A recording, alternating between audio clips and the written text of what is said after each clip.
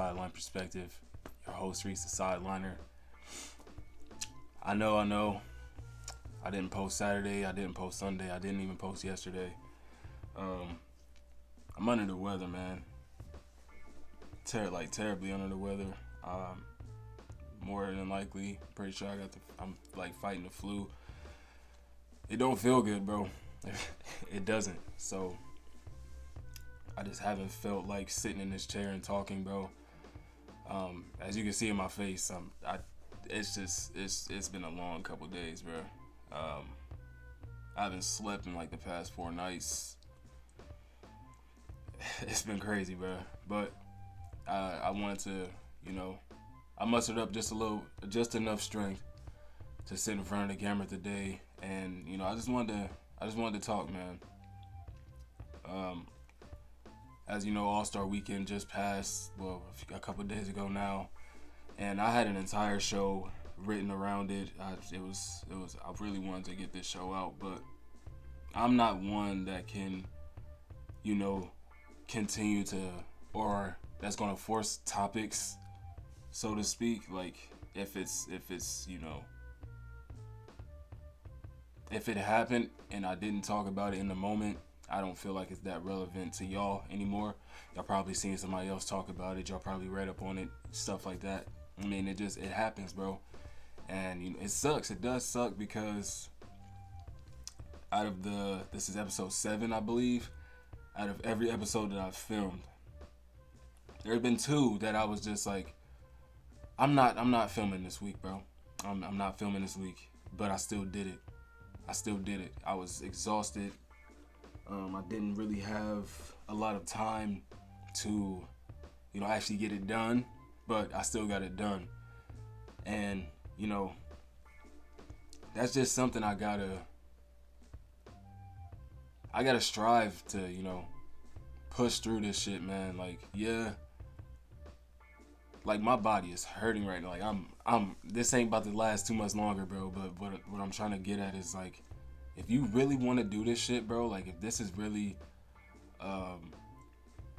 something that you can see yourself doing, bro, or something that you really care about doing, regardless of what's happening, bro. I mean, obviously, like, family issues, personal matters like that, you don't want to put your family last, especially, I'm not even making money off this shit yet, so I would never put my family, or put this channel before my family, but the work that I put in, sometimes it does take me away from being with my family. So there are sacrifices that you have to make, and if I can sacrifice time with my brothers, who I already barely see, just because we don't live together anymore. I'm 25. All my brothers are 23 and younger. All of us are grown men, though. But the fact that, I am on this journey of trying to build a life and a career for myself, sometimes they do take a back seat because of how much I am working for towards this, so to speak. So with all that being said, it's just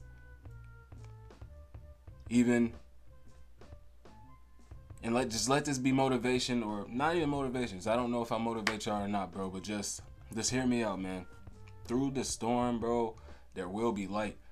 Push through, bro, and you can get through that shit no matter what. Yes, the flu is something that is not, you really can't do much about it, bro. You just gotta, let it run its course. Obviously, you want to stay hydrated with the fluids and, take care of your body, but it's not really much you could do with the flu. It just has to run its course. So that's what I'm letting it do. But like I said, I wanted to definitely get something out, bro, because it's been a while since I've sat in front of the camera. Maybe like 10 days. And the last time I allowed myself to not be in front of a camera for longer than a week's time, it turned into a month. And that month turned into nearly 6 weeks. So I definitely don't want that to happen again. And it's not like I'm this mega popular YouTuber. Like I said, I don't even make money off this shit yet, bro. I just do it for fun at this point. Even when I am making money off of it, it's still going to be for fun because it's what I love. It's what I enjoy to do. I forget where I was going with that. But I do have a couple things that I wanted to discuss. A couple teams, rather, that I wanted to discuss. I got a couple notes here regarding the Milwaukee Bucks. I also have, we'll talk about the Western Conference a little bit and a couple players out west. And then the Brooklyn Nets, man. They fired Jacques Vaughn. We can actually start with that one because this is the most recent and relevant one. The Brooklyn Nets fired Coach Jacques Vaughn less than a year after giving him a multi-year contract extension. Shock waves. It baffled me, bro. Like, on the All-Star break, they fired Jacques Vaughn. Before the All-Star break, one of the last couple games, they actually got blown up by 50 to the Boston Celtics. And, I want to say they played them back-to-back. The first game wasn't as bad, but they still got handled. Excuse me. So, up and down season, especially after, how the back end of last season went, you saw a bit more potential in this group being together. And just because, or you have no Ben Simmons for a majority of the season. Spencer Dinwiddie was over there bullshitting. They didn't want to pull the trigger at the trade deadline to actually make this team better in any way, shape, or fashion. Like, y'all can't blame. It's just circumstances. It's not Jacques Vaughn's fault. It's not always the coach's fault. That's just a scapegoat. If you ask me, if you're firing the coach in this situation, Brooklyn Nets, you're firing Jacques Vaughn, I think Sean Marks should be getting fired too, bro. You fire Jacques Vaughn, who has, at best, this is a team of role play. Like, let's just be real, bro. Not one player on this team is a number one option. At least not yet. Cam Thomas, he has the potential to possibly be a number one option, but more like a number two, number three. No one on this team is a number one option. Coming into the year, they thought Mikal would be that kind of guy. He hasn't. He hasn't been. He'll have nights where he has 30 plus, and then he'll also have nights where he has 15. It's just circumstances. You know what I mean? So I don't blame Jacques Vaughn for how this season has turned out. I don't blame Jacques Vaughn for being 3 games above 500 as his tenure with the Brooklyn Nets. He was 71-68 in his season and a half there. They did y'all forget they fired Steve Nash too? So this is back-to-back seasons where y'all are putting it on the coach. Y'all are making it the coach's fault. I mean, I know the first with the Steve Nash firing, that was more Kevin Durant influenced or like Kyrie Irving influenced. They wanted somebody else in there because let's just be real, bro. Steve Nash was not fit for that job. Not as a first-time head coach. You're not prepared to coach a Kevin Durant and Kyrie Irving with egos and they feel like they know more than you because you are a first-time head, or they're stepping all over you because you are a first-time head coach. You don't really have no skin in the game, so where you be like, nah, we ain't doing that. We doing it my way. That one was. That's what it was. That was that. That's what it was. This one though, it's not Jacques Vaughn's fault, bro. Hell, it wasn't Steve Nash's fault. Like I said, he's a first-time head coach, having to coach arguably a top 10, top 20 player of all time in Kevin Durant. You got a top 75 player in Kyrie Irving. Like, that was not going to work from the get-go. You bring in Jacques Vaughn, they have success, but for whatever reason, Kyrie Irving wants to get James Harden wants out. So James Harden's out. Am I mixing timelines? Either way, they were having success. Kyrie Irving wants out, so he leaves and he gets traded to Dallas. A couple days later, Kevin Durant is out and shipped to Phoenix. So that's where you get the Mikal, the Cam Johnson, the Spencer Dinwiddie. That's where those guys came in. they looked pretty decent for the second half of the season. Obviously, they made the playoffs because of the work that KD and Kyrie put in. They weren't. I don't have the stats in front of me. I probably should. Like I said, I just want to get up here and talk. I'm surprised we even got 10 minutes. But they were having, you know, a better season than what was projected. You know, a lot of people thought that would just be them, like they were just giving up. Like that's it. That's what it. Like we just here for. We're in rebuild mode, full rebuild mode. It is what it is. But that wasn't the case. They were somewhat successful. I believe they even took a game from Philly, if I'm not mistaken. They took a game from Philly. So, and that whole series was a series. Like, if we're being real, the Brooklyn Nets were a few instances away from winning that series or winning a couple more games in that series. So, you come into this year, you're a play-in team for the majority of the season. Not much has been changing as far as the projection of the team's success. So they scapegoat Jacques Vaughn, and now he is fired. He released a statement to ESPN following his dismissal as the Nets head coach. It says as follows: to Joe Tsai, Clara Wu Tsai, Ali Weisberg, Sam Zussman, Sean Marks in the front office, Nets coaches, staff, players, BSC family, and the entire Brooklyn borough. It was a pleasure being your head coach. I hope each individual I interacted with felt respected and valued. Just know I gave you everything I had every single day. On to the next chapter. Amor Fati. Then today, I'm on Twitter, and I see the Nets are planning to rebuild their roster around Mikal Bridges this offseason. And the tweet here says face of the franchise with a fire emoji. No hate to Mikal whatsoever. He is a great dude. I've watched many interviews of him. He's a cool dude, bro. Hell of a ball player too. Being relegated to a 3-and-D role coming out of Villanova, drafted by his hometown Philly, but then traded on draft night to Phoenix. So he had to put himself in a position that he was uncomfortable from the start. Then being traded to, or when Devin Booker goes out before the trade, the reason why he was even the main piece of that trade for the Kevin Durant trade, he was going off, bro. I want to say he was averaging 23 to 25 points a night after Devin Booker went down before the trade happened. He comes to Brooklyn and is doing pretty much the same thing for the back end of that season. This season, it hasn't, like I said, it hasn't really been that. But to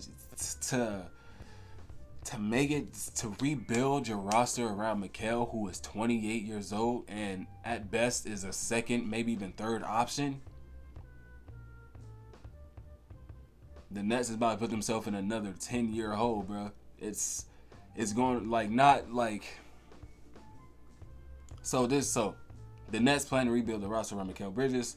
Brooklyn will have Ben Simmons' $40.3 million expiring contract, plus all the following draft capital to pursue a star-level player to pair alongside Bridges. 2025 first from the Suns, 2027 first, top 8 protected from the Sixers, 2027 first from the Suns, their own 2028 first, a 2029 first from the Suns, a 2029 first from the Mavericks, and their own 2030 first. So that 7 first round picks that they could potentially use to bring a star to Brooklyn alongside Mikal Bridges. Excuse me. I'm baffled. I'm baffled. This is not a situation where I don't know. I don't even know. Like I said, Bridges, hell of a dude, hell of a player, bro. And I actually enjoy watching them play. Sorry about that. That was disgusting. But to essentially, build a roster around him, that's just backwards to me, bro. You don't build around role players.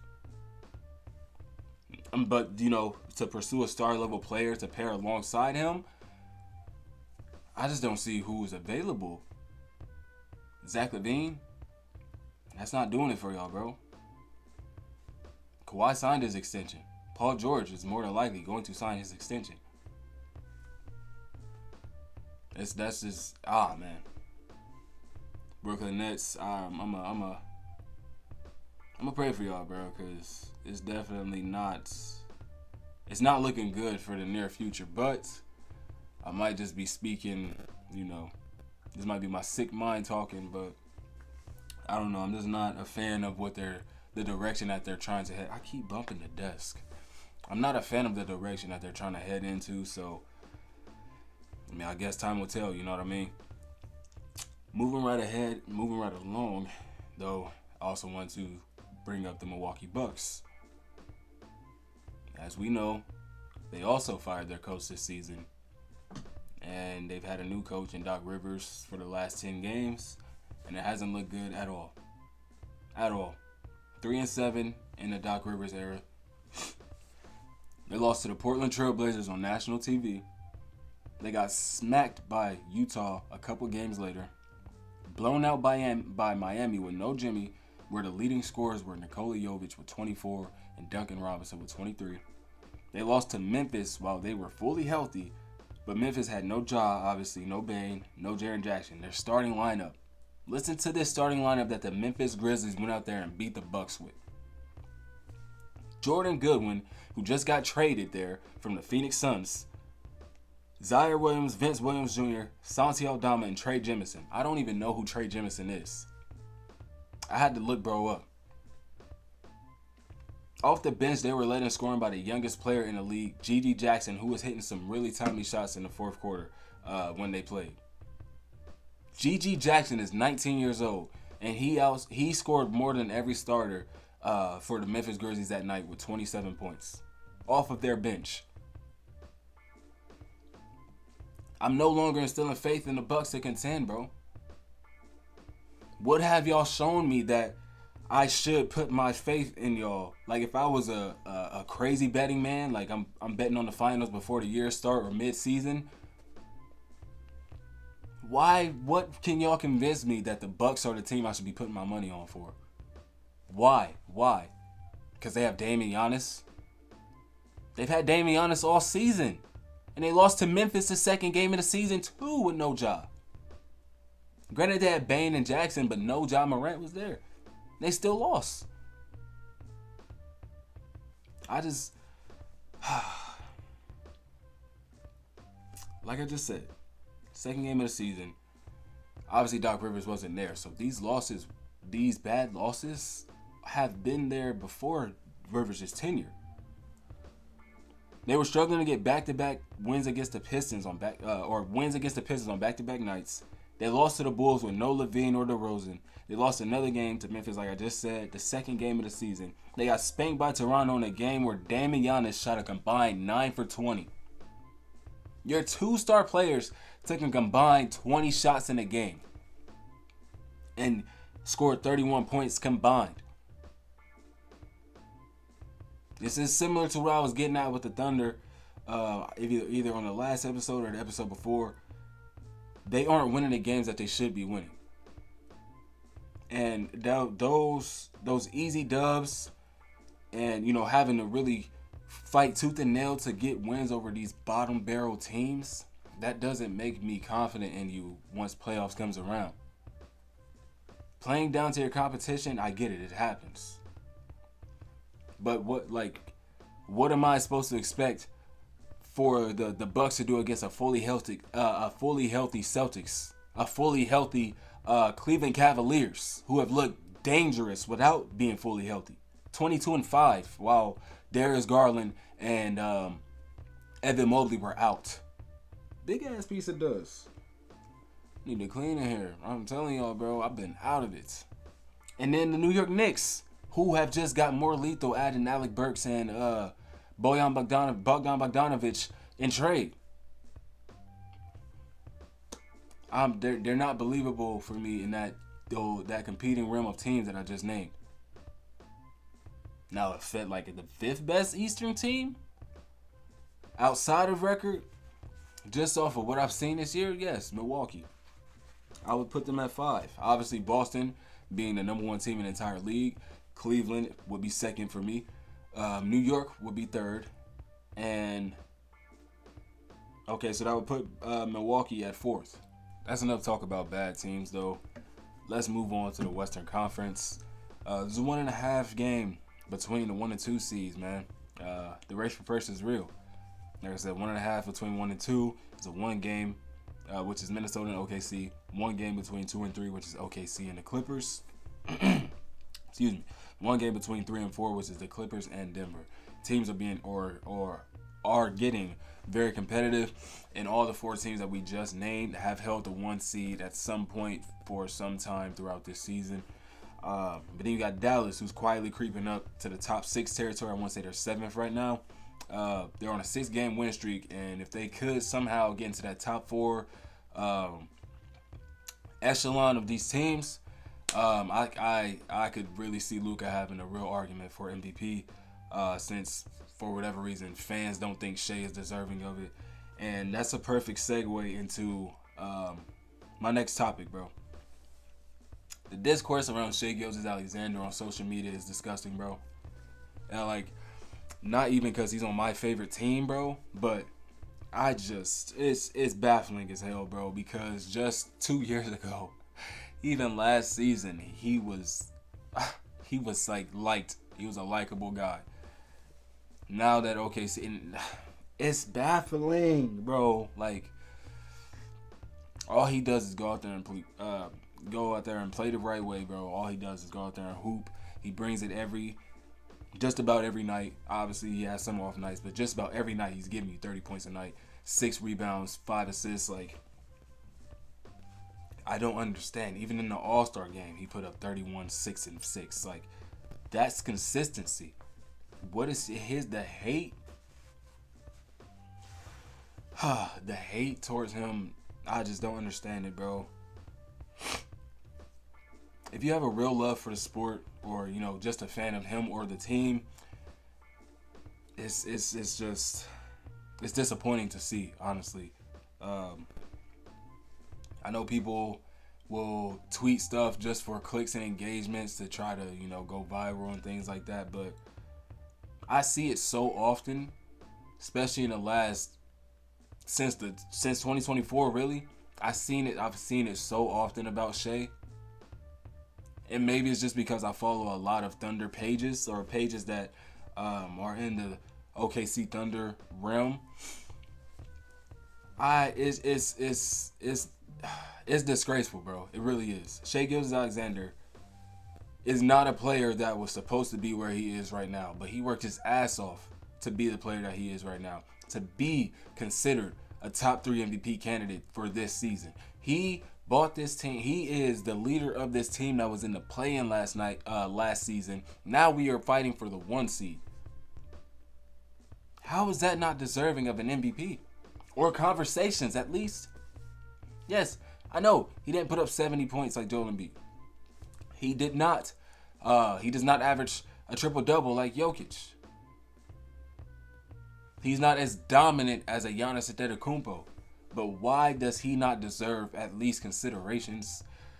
That blows my mind, bro. I can see if he had all the antics and the trash talk like Draymond Green, or just an unlikable person, bro. But he's not.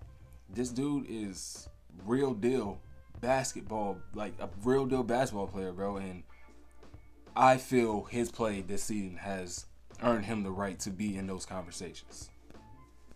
Speaking of discourse, though, bro, another player who has been the butt of a lot of jokes or just negative discourse on social media, bro, and that's Klay Thompson, man. It is sad to see, because we know who Klay Thompson is or was. But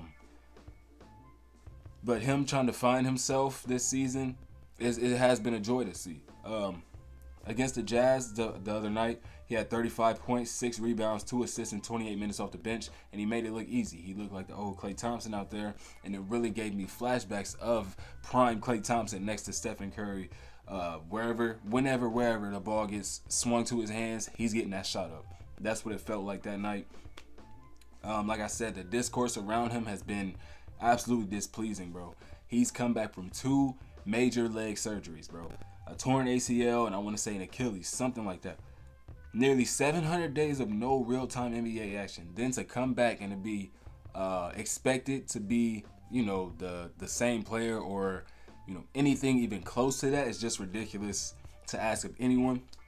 But some of the shit, it is warranted with how, the return was handled. The stuff of, how he portrayed himself to make him feel better about returning. And y'all seen it, the return tour or whatever. He was just, him being on Twitter like, yeah, I got something for y'all when I get back. So I can see where some of that is warranted. My camera messing up. I can see where that's warranted. But then I seen, what he has had to go through.